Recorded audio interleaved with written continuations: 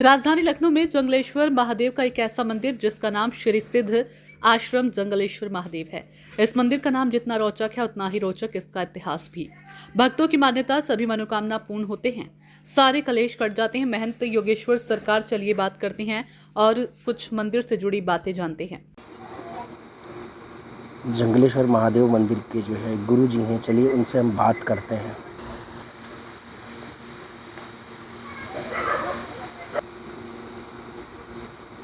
संसार का एक सामान्य मानव हूँ।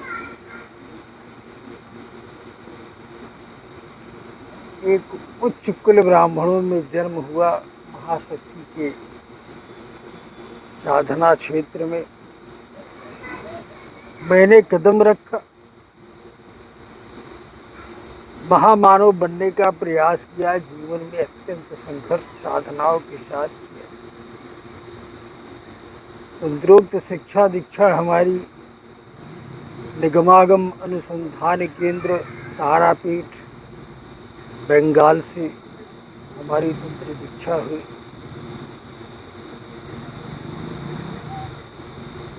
मैंने 30 वर्षों तक 10 वर्ष लगातार कामाख्या में रहकर 20 वर्षों तक अन्य स्थानों में अन्य शक्तिपीठों पर रहकर उस महाशक्ति का चिंतन किया।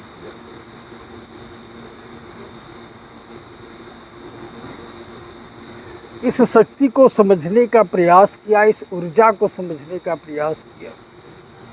ये किस किस रूप में वास करती है, संसार में जो क्रियाएं चल रही हैं ये उससे अलग है या उससे भिन्न है या वैसे ही है। इस पर एक रिसर्च किया और मैंने इसको एक ऊर्जा के रूप में पाया कि तेरा कोई स्वरूप नहीं है, तो ज्योति स्वरूप में हर जगह प्रज्वलित है और प्रकट है। और हम जिस देव का और जिस देवी का चिंतन करते हैं तो उसी रूप में हमारे सामने प्रकट होती है। यह अनुभव हमारा रहा।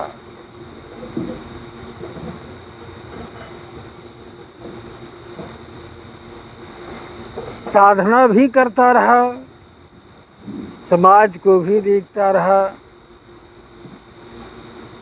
और आज हमारे साधना के 45 और 50 वर्ष के बीच की गति पूर्ण हो रही है, क्योंकि 6 वर्ष की अवस्था में हमने उस महाशक्ति की साधना प्रारंभ की। प्रथम गुरु हमारी अयोध्या में, जिनसे हमने राम मंत्र की दीक्षा लेकर संपूर्ण पुरस्चरण प्राप्त करने के उपरांत मेरे मन की जागृति और मेरे मन की शांति उस शक्ति में थी।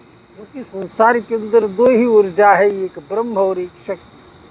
ब्रह्ममयी संपूर्ण पुरुष तत्व है और ऊर्जामयी संपूर्ण नारी तत्व, और इसी से सारा ब्रह्मांड चलता है। हमने उस मात्र शक्ति की आराधना की और उसको हमने एक ऊर्जा के रूप में अनुभव किया, वाणी के रूप में अनुभव किया, क्रिया के रूप में अनुभव किया, साधना के रूप में अनुभव किया। आज वो महाशक्ति ऊर्जामयी रूप में हमारे साथ सदैव सर्वदा विद्यमान रहती है। कहते हैं सायं ध्याने दिवस कृतम पापम नासत, प्रातर्ध्याने रात्रि कृतम पापम नासत, सायं प्रातः प्रयुज्यानो पापो भवति। इष्थे तुर्ये संध्यायां जपत्वा वाक् सिद्धिर्भवति, नूतनायां प्रतिमायां जपत्वा देवता सन्निधो भवति, प्राण प्रतिष्ठायां जपत्वा प्राणानां प्रतिष्ठा भवति।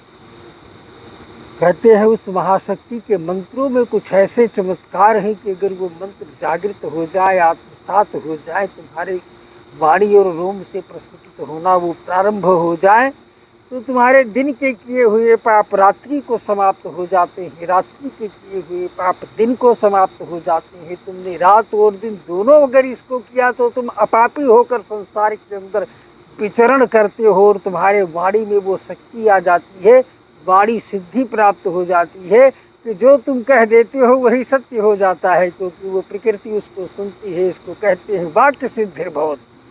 वाक्य सिद्धि किसी को कहते हैं, किसी विग्रह के, किसी प्रतिमा की, किसी यंत्र की, किसी नग की, किसी पत्थर की, किसी नारियल की, जिस चीज़ को मात्र साधक स्पर्श कर दे और उस महाशक्ति का चिंतन करके उसमें प्राण डालना चाहे तो वो अपने आप प्राण प्रतिष्ठित हो जाता है। उसको विधि विधान करने की कोई आवश्यकता नहीं होती, क्योंकि उसके हाथों में, उसके चेहरे पर, उसके वाणी से वो ऊर्जाएं प्रवाहित होती हैं कि उसके आसपास की संपूर्ण एनर्जी अपने आप ऊर्जा में बन जाती। यही मेरा सामान्य परिचय है, क्योंकि संतों का कोई परिचय नहीं होता है। कहा गया है कि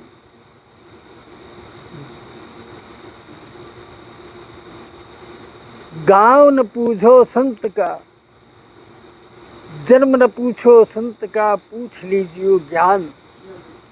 क्योंकि संसार के अंदर ज्ञानदान से बढ़कर कुछ नहीं है, और ज्ञान मेरे अंतस चेतना और हमारे अंतर मन का प्राकाट्य होता है।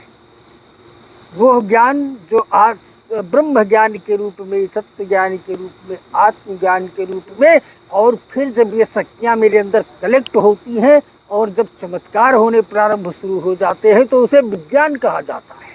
वो विज्ञान के रूप में, यानी मेरा ब्रह्म ज्ञान पहले आत्मज्ञान के चिंतन में परिवर्तित होगा। आत्मज्ञान जागृति के बाद में हम तत्व ज्ञान, संसार की संपूर्ण तात्विक तत्वों को समझेंगे। उसके बाद में फिर जब हमारा ब्रह्म ज्ञान, आत्मज्ञान, तत्व ज्ञान दोनों जब तीनों एकाकार हो जाएगा, त्रिशक्तियाँ एकत्रित हो जाएंगी, तीनों को हम पहचान लेंगे, तो विज्ञान प्रकट होना प्रारंभ होगा। तब चमत्कार होना प्रारंभ होना शुरू हो जाएगा। तब किसी के छू देने मात्र से उसकी बीमारी ठीक हो जाएगी, वाणी मात्र से उसकी इच्छाएं पूर्ण हो जाएंगी, उसके ऑरा, उसकी ऊर्जा के अगल बगल से कोई अगर निकल जाएगा तो उसे शांति की महसूस होती, आनंद की महसूसियत अनुभूति होगी। ये तो सभी साधना का प्रारूप है। तो हम तो इस संसार के, इस महादेव की शरण में, संसार को भ्रमण करने के बाद, संपूर्ण भारत को भ्रमण करने के बाद, उल्टा सीधा, ऊंचा नीचा, गलत सही सब कुछ बर्दाश्त करने के बाद, संसार की तमाम कुरीतियों को, रीतियों को झेलने के बाद, तमाम अनुभव करने के बाद आज इस स्थान पर महादेव ने बैठा दिया है कि अब तुमको कहीं नहीं जाना है, अब पूरे संसार को चल करके यहाँ आना है। क्योंकि संसार की संपूर्ण ऊर्जा में ब्रह्मांड की अनंत शक्ति, वो दिव्य परमात्मा किसी भी रूप में तुम चिंतन करेगा वो तेरे सामने उपस्थित होगा और तेरे संपूर्ण कार्य को संपन्न करेगा। मुझे पहले तंत्र योगी के नाम से जाना जाता है। तंत्र योगी, तंत्र और योग दोनों साथ साथ जहाँ चल रहे हो वो तंत्र योगी होता है। तंत्र का अर्थ होता है अपनी इंटरनल अंतःकरण की तंत्रिकाओं को जागृत कर लेना। तंत्र का मतलब नींबू काटना, सिंदूर लगाना, नींबू उठाना और ये सब नहीं होता है। तंत्र का अर्थ होता है कि अपने अंतःकरण के उन संपूर्ण 72,000 तंत्रिकाओं को ऐसा जागृत कर लो कि संपूर्ण वायु तुम्हारे अंदर जागृत हो जाए, अनंत आकाश तुम्हारे अंदर जागृत हो जाए, अग्नि तत्व तुम्हारे अंदर जागृत हो जाए, आकाश तत्व तुम्हारे अंदर जागृत हो जाए, पृथ्वी तत्व तुम्हारे अंदर। और जब पंच तत्व की साधना तुम्हारी परिपूर्ण हो जाएगी तब तो तुम एकाकार हो जाओगे। तुम्हारे चाहने मात्र से यम यम चिंतयते कामं तम तम प्राप्त नोति निश्चितम। फिर तुम जिस वस्तु की कामना करोगे वो सारी वस्तुएं तुम्हारे सामने अपने आप प्रकृति ला करके उपस्थित करना प्रारंभ कर देगी। ये महादेव की कृपा और इसके साधना का फल है। मैं उस माँ कामेश्वरी, राजराजेश्वरी, परमेश्वरी, आद्या काली परम दिव्य शक्ति महामाया पराम, आद्या काली परम दिव्य शक्ति महामाया पराम्बा जगदम्बा पराभूत अनंत शक्तियों के ब्रह्माणी रुद्राणी, किसी भी रूप में उसको तुम देखो, वो एनर्जी के रूप में, पावर के रूप में हमारे वाणी में, हमारे अंगुलियों में, हमारे हाथों में, हमारी जीवा में, हमारी नासिका में, हमारे ग्राण में, हमारे हृदय में, हमारी संपूर्ण रोम रोम के अंदर जब उसकी ऊर्जा प्रवाहित हो तो उसका स्वरूप मेरे साथ एकाकार हो जाता है। और तो ही संसार का कल्याण होता है और तभी संसार के बारे में हम अच्छा सोचने का प्रयास करते हैं और तभी संसार एक नए गति को प्राप्त होता है, अध्यात्म की नई गति के साथ जुड़ता है और उसका कल्याण होता है। गुरुवार एक क्वेश्चन और चाहेंगे, जो कहते हैं कि जो है मंदिर में देवस्थान जंगलेश्वर महादेव के दर्शन करने से समस्या का समाधान हो जाता है। समस्या का समाधान तो जंगलेश्वर महादेव क्या, नर्मदेश्वर महादेव भी तो है, त्र्यंबकेश्वर महादेव भी तो है, महाकालेश्वर महादेव भी तो है, ओमकारेश्वर महादेव भी तो है। 12 ज्योतिर्लिंग के अंदर उनकी एक एक प्रक्रिया विद्यमान है। तो जहाँ वो महादेव की परम ऊर्जा का प्रवाह होता है, वहाँ हर किसी महादेव के स्थान पर आने से तुम्हारे समस्याओं का समाधान हो जाएगा।